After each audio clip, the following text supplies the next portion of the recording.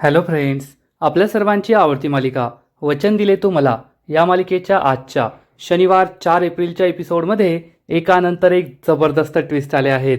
आणि सगळ्यात मोठा ट्विस्ट म्हणजे दिव्याने शौर्यला सांगितलं की ऊर्जाचं लग्न ठरलंय आणि आज तिला मुलगा पाहायला येणार आहे. आणि हे ऐकून शौर्याच्या पायाखालची जमीनच सरकली. ऊर्जा खूप आताताईपणे चुकीचा निर्णय घेतीये, मला तिला थांबवायलाच हवं असा विचार करून शौर्य हा ऊर्जाच्या घराकडे गाडीत निघालाय. आणि इकडे ऊर्जा ही या मुलाला भेटली आहे, ज्या मुलाला ऊर्जाशी लग्न करायचं होतं. परंतु हा मुलगा उद्या चक्क विदेशात जाऊन सेटल होण्याचा विचार करतोय.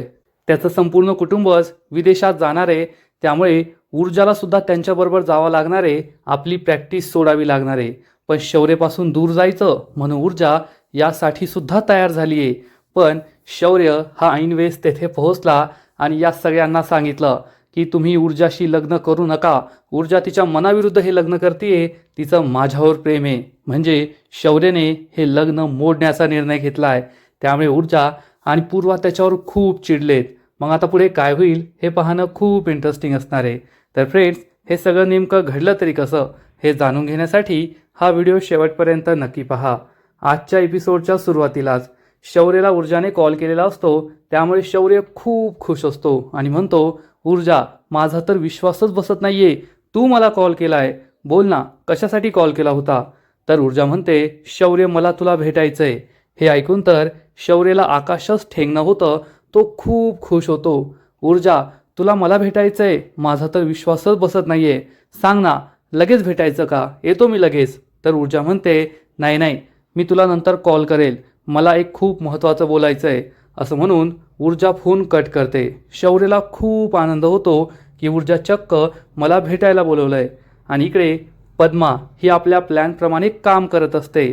ती हर्षवर्धनला बसायला सांगते आणि हर्षवर्धन हा पद्माला म्हणतो, पद्मा, मला तुझी अट कळली म्हणून मी स्वतः तुला इथे भेटायला आलो आहे आणि मी तुझ्यासाठी पैसेसुद्धा घेऊन आलो आहे. हे ऐकून पद्माला खूप आनंद होतो आणि हर्षवर्धन त्याच्या कोटमध्ये हात घालतो आणि चक्क त्याच्या कोटमधून फक्त 1,000 रुपये बाहेर काढतो. फक्त 1,000 रुपये पाहून पद्माच्या पायाखालची जमीनच सरकते. कारण 2 लाखांमध्ये सौदा डन झाला होता केस मागे घेण्यासाठी आणि गावी जाण्यासाठी. हर्षवर्धन पद्माला 2 लाख रुपये देणार होता आणि आता फक्त 1,000 रुपये देतोय. हे पाहून पद्माला काही कळतच नाही आणि हर्षवर्धन म्हणतो, घे ना पद्मा, हा तुझ्या कामाचा ॲडव्हान्स आहे आणि ॲडव्हान्समध्ये फक्त एवढेच पैसे देतात, बाकीचे पैसे काही देत नाही. आणि जेव्हा तू काम करशील, नोकरीवर परत येशील, तेव्हा मी तुझा उरलेला पगार देईल. पद्माला काही कळतच नाही की हर्षवर्धन हे काय बोलतोय. पण हर्षवर्धनला पद्माचा संपूर्ण प्लॅन समजलेला असतो. त्याला कळलेलं असतं की पद्मा त्याचं स्टिंग ऑपरेशन करणार आहे, म्हणून हर्षवर्धन हे नाटक करत असतो. आणि हर्षवर्धन म्हणतो, पद्मा, तुला माहिती आहे, मागील अनेक वर्षांपासून तू आमच्या घरी काम करतेस, घरातील सगळ्यांची लाडकी आहेस तू, घरात कोणाला काय हवंय काय नकोय सगळं माहिती आहे तुला. आईसाहेबांची औषधांची तर पूर्णच्या पूर्ण माहिती तुला आहे, जेवढी तर कोणालाच नाहीये. आणि तू आता घरात नाहीये ना, तर सगळे तुला खूप मिस करताय. ते केसचं सोडून दे, केस महत्त्वाची नाहीये, केसचा निकाल काही लागो, पण त्याचा काही परिणाम आपल्या नात्यांवर होणार नाही. तुला आम्ही लहानपणापासून पाहत आलोय, तुझे आईबाबासुद्धा माझ्याच घरी कामाला होते आणि आता तू सुद्धा आहेस. तू आता पुन्हा कामावर जॉईन हो, पुन्हा एकदा नोकरी सुरू कर. पण मला कळतच नाही की हर्षवर्धनचं हे काय चाललंय. हर्षवर्धनकडे ती आश्चर्याने पाहतच असते. पण हर्षवर्धन सुद्धा काही साधासुद्धा खेळाडू नाहीये. हर्षवर्धनला सगळं कळालेलं असतं की पद्माने मला इथे बोलवलंय, तिने अशी अट टाकली, याचा अर्थ तिने ट्रॅप लावलाय, ती मला अडकवण्याचा प्रयत्न करते. आणि मग हर्षवर्धन हा पद्माला म्हणतो, पद्मा, तू हे सगळं का करतेय, तू ही केस केलीस आणि तुला माझ्या विरुद्ध लढायचं तर लढ, कोर्टात आपण एकमेकांविरुद्ध लढू आणि घरात आपण एका कुटुंबासारखे आहोत, त्याचा तुझ्या नोकरीवर काहीच परिणाम होणार नाही, तू काळजी करू नको. तर पद्मा म्हणते, साहेब तुम्ही हे काय बोलताय. हर्षवर्धन म्हणतो, योग्य तेच बोलतोय मी. आणि तू ही केस कशासाठी केली, पैशांसाठी केली का, तुला पैसे हवेत का, बोल ना किती पैसे हवेत. पद्माला काय उत्तर द्यावं ते कळतच नाही. आणि इकडे दिव्या ही घरी परत येते. तर विजया तिला थांबवते आणि विचारते, काय ग दिव्या, कोठे उंडारत होतीस, येथे घरात शौर्य इतका आजारी आहे, सगळे काळजीत आहे आणि तू बाहेर फेरफटका मारतीये. तर दिव्या म्हणते, आई हे काय बोलताय तुम्ही? तुम्ही नेहमीच मला चुकीचं समजता. अहो मी काय फेरफटका मारायला उंडरायला नव्हते गेले, मंदिरात गेले होते, मंदिरात. विजयाला आश्चर्य वाटतं. ती म्हणते, तू आणि मंदिरात? दिव्या सांगते, हो आई, शौर्य घरात खूप आजारी आहे आणि तुम्ही सगळे त्याची काळजी घेत होता. मला वाटलं मग मी देवळात जावं, देवाकडे प्रार्थना करावी शौर्य लवकरात लवकर बरं होण्यासाठी, म्हणून मी देवळात गेले होते. विजया म्हणते, माझा नाही विश्वास बसत, कोणाला फसवतेस तू? तर लगेचच दिव्या दळवी काकूनी तिला ऊर्जाच्या लग्नाबद्दलचा जो पेढा दिला होता तो पेढा पर्समधून बाहेर काढते आणि म्हणते, आई तुमचा विश्वास बसत नाहीये ना? हा पहा, देवाचा प्रसाद. मी मंदिरात गेले होते, पूजा केली आणि हा देवाचा प्रसाद घेऊन आली आहे शौर्यासाठी. आता शौर्याने हा प्रसाद खाल्ला ना की शौर्य एकदम ठणठणीत बरा होईल. आई हे मी तुमच्याकडूनच शिकली आहे. तुम्हाला आठवतंय का, मागे एकदा आपली सोनल आजारी पडली होती, तुम्ही देवाकडे नवस केला होता, तसंच मी केलंय. मी तुमच्या पावलावर पाऊल ठेवूनच पुढे चालली आहे. विजयाला काही बोलायलाच राहत नाही हा पेढा पाहून आणि लगेचच दिव्या तिला म्हणते, आई तुम्ही एक काम करा, तुमच्या डोळ्यावरचा गॉगल काढून फेका. विजयाला काही कळतच नाही. ती विचारते, गॉगल? कोणता डोळ्यावरचा गॉगल? तर दिव्या म्हणते, आई तुम्ही नेहमी काळ्या चष्माने मला पाहतात ना, म्हणून मी तुम्हाला चुकीची दिसते. तुम्ही तो चष्मा काढून फेका, मग तुम्हाला कळेल मी कशी येते. आणि त्याच वेळेस तेथे शौर्य हा नाचत नाचत येतो. शौर्याला खूप आनंद झालेला असतो, कारण ऊर्जाने त्याला भेटायला बोलवलेलं असतं. आणि शौर्याचा इतका उत्साह पाहून विजया आणि दिव्याला मोठा धक्काच बसतो. दिव्या म्हणते, पाहिलं का आई, मी अजून मंदिरात नाही गेले आणि शौर्य बरा झालाय. आता हा प्रसाद खाल्ल्यावर तर ठणठणीत बरा होईल. तर विजया म्हणते, अरे शौर्य तू आजारी येस आणि असं खालीवर काय करतोय? जाऊन आराम कर बरं. शौर्य म्हणतो, आई मी आता एकदम बरा आहे, मला काही आराम करायची गरज नाहीये. दिव्या म्हणते, शौर्य खरंच मी तुझ्यासाठी मंदिरात गेले होते आज, मी प्रार्थना केली ना म्हणून तू ठणठणीत बरा झालाय. हा घे प्रसाद. असं म्हणून ऊर्जाच्या लग्नाचा पेढा ती चक्क शौर्याला देऊन टाकते. शौर्याला सुद्धा आश्चर्य वाटतं की दिव्या माझ्यासाठी मंदिरात गेली होती. आणि लगेचच दिव्या सांगते, डॉक्टरांनी सांगितलं होतं ना की तुला केसचा खूप स्ट्रेस आहे, पण तुला आता स्ट्रेस घेण्याची गरजच नाहीये, कारण आता पद्मा ही केस लढूच शकणार नाही, तिची वकील ही केस लढणारच नाही. हे ऐकून शौर्य आणि विजयाला मोठा धक्काच बसतो. त्यांचा विश्वासच पटत नाही की ऊर्जा ही केस का नाही लढणार आहे. तर इकडे हर्षवर्धनची भाषणबाजी सुरूच असते. हर्षवर्धन मला पद्माची किती काळजी आहे याबद्दलच बोलत असतो. त्याला माहिती आहे की आपलं हे सगळं बोलणं रेकॉर्ड होतोय, त्यामुळे केसबद्दल काहीच बोलायचं नाही. पद्माला केस सोड, मी तुला पैसे देतो असं काही बोलायचं नाही. फक्त तिच्या काळजीबद्दल, तिच्या नोकरीबद्दल बोलायचं. आणि तो पद्माला म्हणतो, पद्मा तुला पैसे हवेत का? तू पैशांसाठी हे सगळं करते का? ठीक आहे ना, मग तू पुन्हा एकदा कामावर ये, मग तुला तुझा पगार मिळेल. आणि खरंच तू खूप चांगली मुलगी आहे. तुझ्याबरोबर जे काही घडलं ते कोर्टात सिद्ध होईलच, कोर्ट त्याचा निकाल देईन, पण त्यासाठी आपण आपली नाती खराब करायला नकोत. आपलं नातं हे खूप जुनं आहे. ठीक आहे, आता मी निरोप घेतो. असं म्हणून हर्षवर्धन जाऊ लागतो. आणि त्याच वेळेस आपल्याला एक कॅमेरा दिसतो, जो कॅमेरा पद्माने तेथे लावलेला असतो. कदाचित हर्षवर्धनने हा कॅमेरा पाहिलाय आणि पद्माने खूप चुकीच्या पद्धतीने हा कॅमेरा लावलाय. जर तिला स्टिंग ऑपरेशन करायचंच होतं तर तिने एखादा स्पाय कॅमेरा लावायला हवा होता, जो हर्षवर्धनला दिसला नाही पाहिजे. पण तिने समोरासमोर मोबाईल ठेवलेला असतो, त्यामुळे हर्षवर्धनला हा मोबाईल दिसतो आणि हर्षवर्धनने खरा मुद्दा सोडून ही सगळी नाटकं केलेली असतात.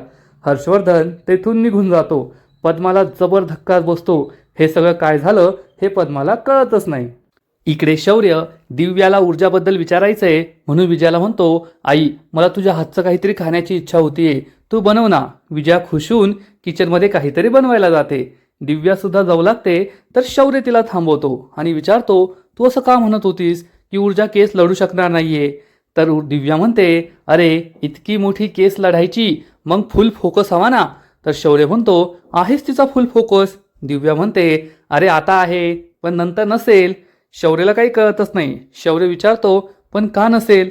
तर दिव्या म्हणते, लग्नामुळे. शौर्य विचारतो, लग्नामुळे? कुणाचं लग्न? तर दिव्या सांगते, अरे ऊर्जाचं लग्न. शौर्याच्या पायाखालची जमीनच सरकते. त्याला मोठा धक्काच बसतो. शौर्य विचारतो, ऊर्जाचं लग्न? दिव्या सांगते, अरे हो, आज मी माझ्या माहेरी गेले होते आणि तेथे मला समजलं की आज ऊर्जाला पाहायला मुलाकडील मंडळी येणारे सोयरीक जमवण्यासाठी. आणि खरंच मुलगा सुद्धा खूप श्रीमंत आहे बरं का, एकदम गडगंज श्रीमंत, दिसायला सुद्धा छान आहे, हँडसम. आता ऊर्जाचं लग्नच जमलंच म्हणून समज. आणि एकदा का लग्न झालं मग ऊर्जा कसली केसवर लक्ष देते, म्हणजे तुझा स्ट्रेस सुद्धा कमी होईल, काहीच टेन्शन नाहीये. शौर्याचा त्याच्या कानांवर विश्वासच बसत नाही. शौर्य विचारतो, पण तुला हे सगळं कसं माहीत? तर दिव्या सांगते, अरे मला माहीत नसेल तर कोणाला माहीत असेल, मी ऊर्जाची सख्खी बहीण आहे, मला ऊर्जाबद्दल सगळ्या बातम्या मिळतात. आणि तुला एक सिक्रेट सांगू का, हा जो पेढा आहे ना तो काही मंदिरातला प्रसाद नाहीये, तर ऊर्जाच्या लग्नाचा पेढा आहे. तिचं लग्न जमलं ना त्या आनंदात आईने पेढे वाटलेत. शौर्याला जबर धक्काच बसतो. दिव्या त्याच्या हातात हा पेढा देते आणि तेथून निघून जाते. परंतु शौर्याच्या हातातून हा पेढा खाली पडतो, त्याचा हात थरथर करत असतो. आता दिव्याने त्याला जे काही सांगितलंय त्यावर त्याचा विश्वासच बसत नाही. आणि आता ऊर्जाचं लग्न होतंय, ऊर्जा माझ्यापासून कायमची दूर जाणार हा विचारच त्याला सहन होत नाही. आणि मग थोड्या वेळानंतर हर्षवर्धनने दिव्याला कॉल केलेला असतो आणि दिव्याला तो चांगलं सुनावतो. अक्कल कमी असली ना की असा मूर्खपणा सुचतो माणसाला, आणि तुझ्यामुळे आज मी एका मोठ्या ट्रॅपमध्ये अडकलो असतो. त्या पद्माने माझ्यासाठी ट्रॅप लावला होता. दिव्याला जबर धक्काच बसतो आणि हर्षवर्धन तिला झालेला सगळा प्रकार सांगतो की जेव्हा पद्माने त्याची खुर्ची मांडून ठेवली होती आणि हर्षवर्धनला बसायला सांगितलं होतं. हर्षवर्धन बसतो आणि त्याच वेळेस त्याला समोर मोबाईल दिसतो. 2 ग्लास ठेवलेले असतात आणि त्यांच्यामध्ये मोबाईल ठेवलेला असतो आणि हर्षवर्धनला ते समोरासमोर दिसतं. त्यामुळेच हर्षवर्धनने ज्या कामासाठी आलाय ते काम सोडून वेगळाच विषय काढलेला असतो. पद्माची काळजी दाखवलेली असते, तिला नोकरीवर परत बोलवलेलं असतं. दिव्याला जबर धक्काच बसतो. हर्षवर्धन चिडून म्हणतो, त्यांनी माझ्यासाठी ट्रॅप लावला होता आणि आज जर मी तो मोबाईल फोन पाहिला नसताना तर खूप वाईट अडकलो असतो मी. आणि जेव्हा तू मला सांगितलं की पद्माने अशी अट ठेवली आहे तेव्हाच मला कळलं होतं की त्यांनी नक्कीच काहीतरी ट्रॅप लावला असणार. त्यासाठी नजर लागते, अक्कल लागते, अक्कल जी तुझ्याकडे नाहीये.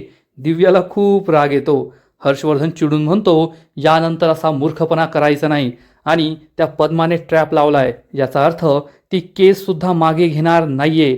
आता मला वेगळाच काहीतरी विचार करावा लागेल. तर दिव्या म्हणते, बाबा सांगा मला काय करायचं यापुढे. हर्षवर्धन चिडून म्हणतो, जेवढा गोंधळ घातलाय ना तेवढा बस झाला, आता यानंतर तू काय नाही करायचं, जे काय करायचं मी करेल. दिव्या घाबरून म्हणते, म्हणजे पण आपली डील. परंतु हर्षवर्धन काही ऐकून न घेता फोन कट करतो. त्यामुळे दिव्याला जबर धक्काच बसतो. ती खूप चिडते. आणि इकडे हर्षवर्धन म्हणतो, या यशवंत शिंदेच्या दोन्ही मुली माझ्याच नशिबी आहे. एक नंबरची बेअक्कल आहे आणि दुसरी 1 नंबरची डोकेबाज आहे. काय करावं काही कळतच नाहीये. हर्षवर्धनला असं वाटतं की हा सगळा ऊर्जा शिंदेचा प्लॅन होता, परंतु हा तर इन्स्पेक्टर गुळगुत्तेचा प्लॅन होता हे त्याला माहीतच नाहीये. कारण ऊर्जा तर शौर्याच्या प्रेमात पडून वेडी झालीये आणि दुसऱ्या मुलाशी लग्न करतेय. याबद्दल हर्षवर्धनला काही माहीत नसतं.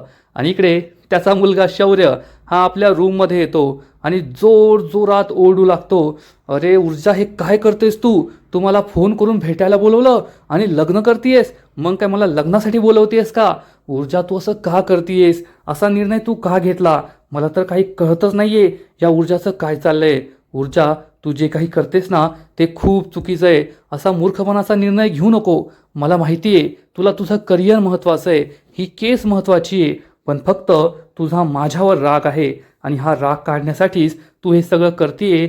मला माहिती आहे, नाही नाही नाही मी तुला हे लग्न करू देऊ शकत नाही. असं म्हणून शौर्य हा ऊर्जाला कॉल लावतो. ऊर्जाचा फोन हॉलमध्ये असतो पण सायलेंटवर असतो, त्यामुळे तो कोणालाही ऐकू येत नाही. आणि शौर्य इकडे म्हणतो, ऊर्जा फोन उचल, उचल माझा फोन. पण ऊर्जा ही काही फोन उचलत नाही. त्यामुळे शौर्य खूप टेन्शनमध्ये येतो. इकडे पूर्वा ही घराचा दरवाजा उघडते आणि चक्क जाधव आलेले असतात, ज्यांच्या मुलाचं स्थळ ऊर्जासाठी आलेलं असतं. मिस्टर अँड मिसेस जाधव आणि त्यांचा मुलगा परीक्षित. परीक्षित हा खरंच खूप छान असतो दिसायला, एकदम हँडसम असतो. आणि इकडे शौर्याला समजतं की ऊर्जा माझा फोन उचलत नाहीये, तिकडे नक्कीच काहीतरी सुरू असेल आणि जर मी वेळेवर नाही पोहोचलो तर ऊर्जाचं लग्न झालं, ऊर्जा कायमची माझ्या हातून गेली. आणि मग शौर्य हा चक्क घरातून बाहेर धावत सुटतो, अगदी बुलेट ट्रेनच्या स्पीडने. दिव्या त्याला पाहते आणि विचार करते, या शौर्याचं काय चाललंय? काल तर बेडमध्ये झोपून होता आणि आज मॅरेथॉन सारखा पळ सुटतोय. नेमकं याचं चाललंय तरी काय, हाच प्रश्न दिव्याला पडतो. आणि इकडे पूर्वा जाधव मंडळींचं स्वागत करते, त्यांना घरामध्ये बोलवते आणि मिस्टर मिसेस जाधव आपली आणि परीक्षितची ओळख करून देतात. पूर्वासुद्धा स्वतःची ओळख करून देते आणि मिस्टर आणि मिसेस जाधव हे खूप चांगले असतात, त्यांचा मुलगासुद्धा चांगला असतो. मिसेस जाधव सांगते, मी तुम्हाला पाहिलं आहे पूर्वा वहिनी, तुम्ही बचत गटाचं काम करताना. पूर्वा हो म्हणते आणि मग ती सांगते, मी तुमच्या ऊर्जाला सुद्धा पाहिलं आहे, ओझरतं समोरासमोर काही भेट झालेली नाही आहे. पूर्वा म्हणते, ठीक आहे, मी तुमच्यासाठी पाणी घेऊन येते. पूर्वा ही किचनमध्ये येते, ऊर्जा तेथेच उभी असते. पूर्वा ऊर्जाला म्हणते, ऊर्जा ती मंडळी आली आहेत, मी त्यांच्यासाठी पाणी घेऊन जाते, तू येतेस का? ऊर्जा काहीच बोलत नाही. पूर्वा म्हणते, ठीक आहे, तू येथेच थांब, मी त्यांच्यासाठी पाणी घेऊन जाते. पूर्वा जाऊ लागते तर ऊर्जा तिला थांबवते, आई मी येते. पूर्वा म्हणते, काही नाही, तुला नसेल यायचं नको येऊ. तर ऊर्जा म्हणते, नाही मला यायचं आहे. ती हा ग्लास ट्रे घेते आणि सगळ्यांसमोर जाते आणि तिला पाहताच परीक्षित तिच्या प्रेमात पडतो. परीक्षितने तिला टी व्हीवर पाहिलेलं असतं, पण समोरासमोर त्याला ऊर्जा आणखीनच सुंदर दिसते आणि तो ऊर्जाकडे एकटक पाहतच राहतो. परीक्षितची आई मिसेस जाधव सुंदर असं म्हणते. ऊर्जा म्हणते, हां. तर या मिसेस जाधव म्हणतात, पूर्वा वहिनी, तुमच्या मुलीला आम्ही टी व्हीत पाहिलं होतं, पण टी व्हीपेक्षा जास्त सुंदर ती खरोखर दिसते, खरंच खूप गोड आहे. पण ऊर्जा काहीच रिॲक्शन देत नाही. पूर्वाला मात्र आनंद होतो आणि सगळेजण खूप खुश असतात. सगळेजण हे पूर्वा आणि ऊर्जाला म्हणतात, बसा ना तुम्ही. तर पूर्वा म्हणते, नाही तुम्ही बसा, आम्ही ठीक आहोत. तर मिस्टर जाधव म्हणतात, अहो पूर्वा वहिनी, अशी फॉर्मॅलिटी करायची काही गरज नाही आहे. आजकाल या सगळ्या जुन्या गोष्टी मागे पडल्यात. आधीच्या काळात असं होतं की मुलाकडील लोकांनी असं बसून राहायचं राजासारखं, मुलीकडच्या लोकांनी त्यांची सेवा करण्यासाठी उभं राहायचं. पण काळाच्या ओघात आता त्या सगळ्या गोष्टी मागे पडल्या आहेत. आता मुलगा आणि मुलगी एक समान आहेत, त्यामुळे आम्ही कोणालाही कमी लेखत नाही. तुम्हीसुद्धा आमच्याबरोबर बसा. ही माणसं किती चांगली आहेत असं पूर्वाला वाटतं. पण ऊर्जाचं तोंड अजून पडलेलंच असतं, तिच्या चेहऱ्यावर 12 वाजलेलेच असतात. आणि इकडे शौर्य हा गाडी घेऊन ऊर्जाच्या घराकडे निघालेला असतो. तो गाडीसुद्धा जोरात चालवत असतो आणि पुन्हा ऊर्जाला फोनसुद्धा करत असतो. पण ऊर्जा काही त्याचा फोन उचलत नाही. ऊर्जा, का फोन माझा उचलत नाहीये, उचल ऊर्जा, असं तो म्हणत असतो. इकडे पूर्वा आणि ऊर्जा बसतात. मुलाचा बाप मिस्टर जाधव हा ऊर्जाला विचारतो, तुम्ही हे जे प्रोफेशन निवडलंय ना, वकिली, खरंच खूप भारी प्रोफेशन निवडलंय, हा एक चांगला बिझनेस आहे. तर ऊर्जा सांगते, चांगला बिझनेस म्हणून मी हे प्रोफेशन नाही निवडलंय. तर परीक्षित म्हणतो, मला माहिती आहे, तुमचे वडील वकील होते म्हणून तुम्ही वकील झालात ना. तर ऊर्जा सांगते, हो, माझे वडील प्रामाणिक वकील होते म्हणून मी वकील होण्याचा निर्णय घेतला आहे. तर मुलाचे वडील म्हणतात, तुम्ही विदेशात सुद्धा तुमची प्रॅक्टिस करूच शकता. ऊर्जा आणि पूर्वाला काही कळतच नाही. ती म्हणते, विदेशात म्हणजे? तर मुलाची आई सांगते, आमचा परीक्षित आहे ना, तो खूप मोठ्या नोकरीवर आहे आणि लवकरच त्याला प्रमोशन मिळणार आहे. त्याने भारताबाहेर जाऊन सेटल व्हायचं ठरवलं आहे, तो विदेशात सेटल होणार आहे. तर मुलाचे वडील सुद्धा सांगतात, हो, मी सुद्धा विदेशातच सेटल होणार आहे. माझा इथे बिझनेस आहे, तो सगळा बिझनेस विकायचा आणि विदेशात सेटल व्हायचं असं मी ठरवलं आहे. आम्ही सगळे तिकडेच जाणार आहोत आणि मग तुझं आणि परीक्षेचं लग्न झालं की तू सुद्धा विदेशातच यायचं आणि तिकडेच तुझी प्रॅक्टिस करायची. ऊर्जाच्या पायाखालची जमीनच सरकते, कारण ऊर्जाला आपल्या देशात राहूनच गोरगरिबांना न्याय मिळवून द्यायचा असतो, हे तिचं उद्दिष्ट असतं. पण आता लग्न करून विदेशात जायचं, तिकडे सेटल व्हायचं हे समजल्यावर तिला मोठा धक्काच बसतो आणि सगळेजण ऊर्जाकडे पाहतात, कारण ऊर्जाचा चेहरा पडलेला असतो. पूर्वाला सुद्धा माहीत असतं की ऊर्जाला हे आवडलेलं नाहीये. मुलाचे वडील म्हणतात, प्रामाणिकपणा आणि वकील या दोन परस्पर विरोधी गोष्टी आहेत. वकील कुठे प्रामाणिक असतात? आणि ऊर्जाला हे सुद्धा आवडत नाही की ऊर्जाच्या प्रोफेशनवर त्यांनी अशी कमेंट केली आहे. परंतु ऊर्जा काहीच बोलत नाही आणि आजचा एपिसोड येथेच संपतो. फ्रेंड्स, वचन दिले तुम्हाला, या मालिकेचा आजचा एपिसोड खरंच खूप भारी होता, खूप इंटरेस्टिंग होता. ऊर्जाला पाहायला जो मुलगा आलाय तो ऊर्जाला चक्क विदेशात घेऊन जाणार आहे लग्नानंतर. आणि ऊर्जाला तर आपल्या वडिलांचं स्वप्न पूर्ण करायचं आहे, गोरगरिबांना न्याय मिळवून द्यायचा आहे. पण फक्त शौर्याच्या भीतीमुळे ती ही लग्न करायला तयार झाली आहे. मग ऊर्जा शौर्यासाठी आपल्या वडिलांचं स्वप्न विसरणार का? आपलं उद्दिष्ट विसरणार का? परीक्षितबरोबर लग्न करायला होकार देणार का? हे पाहणं खूप इंटरेस्टिंग असेल. आजचा एपिसोड तर भारी होता, पण या मालिकेचा पुढील एपिसोड आणखीन भारी असणार आहे. आणखीन मोठा ट्विस्ट या मालिकेत येणार आहे. मग नेमकं घडणार तरी काय? तर फ्रेंड्स, वचन दिले तू मला या मालिकेच्या पुढील एपिसोडमध्ये आपण पाहू की परीक्षित आणि ऊर्जा हे दोघे एकांतात बोलायला जात असतील आणि त्याच वेळेस शौर्य घरी येईल. शौर्याला पाहून सगळ्यांना जबर धक्का बसेल आणि शौर्य चक्क मिस्टर अँड मिसेस जाधव परीक्षितला म्हणेल, तुम्ही ऊर्जासाठी हे स्थळ आणलंय, पण तुम्ही खूप मोठी चूक केली आहे. ऊर्जाला हे लग्न करायचं नाही आहे. माझं तिच्यावर प्रेम आहे. ती माझ्यावर रागावली आहे म्हणून रागाच्या भरात तिने हा निर्णय घेतला आहे, पण तिला हे लग्न करायचं नाही आहे. आणि हे ऐकून ऊर्जा, पूर्वा, परीक्षित, मिस्टर आणि मिसेस जाधव या सगळ्यांना जबर धक्का बसणार. मग आता ऊर्जा ही शौर्यावर काय करेल, पूर्वा त्याला काय उत्तर देईल, हे पाहणं खूप इंटरेस्टिंग आहे. तर फ्रेंड्स, तुम्हाला सुद्धा वचन दिले तुम्हाला ही मालिका आवडते का? नक्कीच कमेंट करून सांगा. आणि या मालिकेचे असेच नवीन नवीन एपिसोड, नवीन नवीन अपडेट सर्वात आधी पाहण्यासाठी व्हिडिओला लाईक करा, शेअर करा, चॅनलला सबस्क्राईब करून बेल आयकॉनवर क्लिक करा. म्हणजे या मालिकेचे नवीन नवीन एपिसोड तुम्हाला सर्वात आधी पाहायला मिळतील. खूप खूप खूप धन्यवाद.